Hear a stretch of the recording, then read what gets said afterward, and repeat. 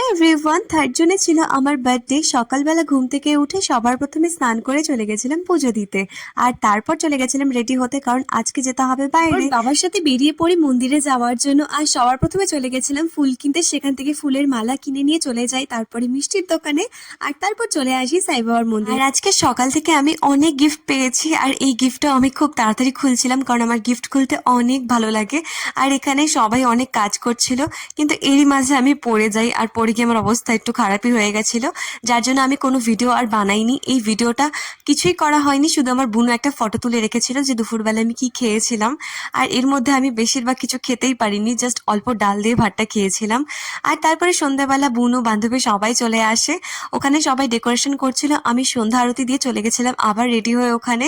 আর ততক্ষণে চলে আসে বাচ্চা কুচ্চা সবাই, ভাই বোনরা। তারপরে আমি সবার সাথে কেকটা কেটে ফেলি, আর এখানে সবাই ছিল, কিন্তু ভিডিওটা সেরকম ভাবে ওরা তুলতেই পারিনি। তারপরে দেখি সবাই চলে গেছে, তো তার জন্য ভাবলাম যে আমিও না হয় রাত্রি খাওয়াটা কমপ্লিট করে ফেলি। আর এখানে কাকু আমাকে বলছিল যে কাকুর ভিডিও করে দিতে। তারপরে মামা আর মামুনি মাসি সবাই চলে যাচ্ছিল বাড়িতে। এখানে আইসক্রিম দিচ্ছিলাম আমি সবাইকে।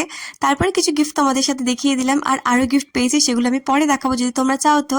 আর সেরকম ভিডিও কোনো কিছু করতে পারিনি। এই কেকটা আমি অনেক কষ্টে বানিয়েছি, কারণ বললামই যে আমার শরীরটা খুবই খারাপ হয়ে গেছিল পরে। তারপরে কিছু ফটো তুলেছিলাম, সেটাই তোমাদের সাথে শেয়ার করছি। আর সেরকম কিছু ভিডিও বানানো হয়নি, ভেবেছিলাম বানাবো, কিন্তু এবার হলো না, নেক্সট ইয়ার। চলো আজকের ভিডিও এইটুকুনি, টাটা।